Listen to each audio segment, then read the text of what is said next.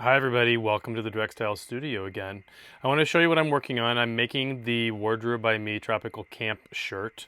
I'm going to be making 3 because I'm doing a class this coming weekend in Fairfax, Virginia, and I want to have some fresh shirts to show because I have a big pile that I always carry with me, and I thought, you know what, I want to make myself some new shirts for the year. Let me show you what I'm working on.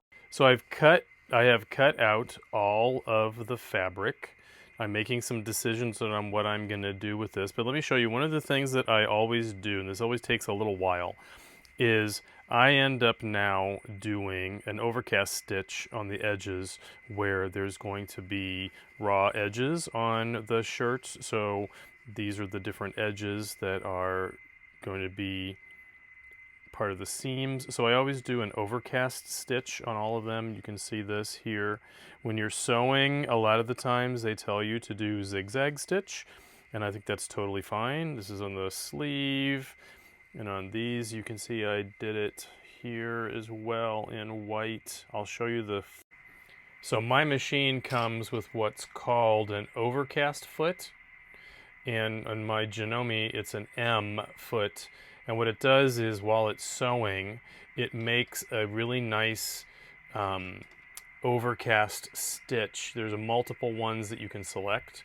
This one is the one I chose, and it does mostly like the overcasting stitch of a serger.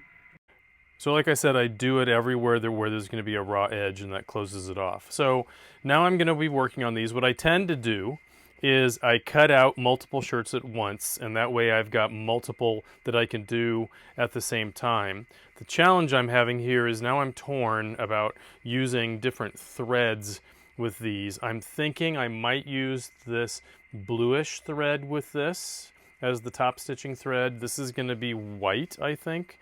And I'm trying to decide with this one if I go with black or if I go with this kind of fun, shiny, greenish color. And the reason why I like this greenish color is I think it goes really well with this accent.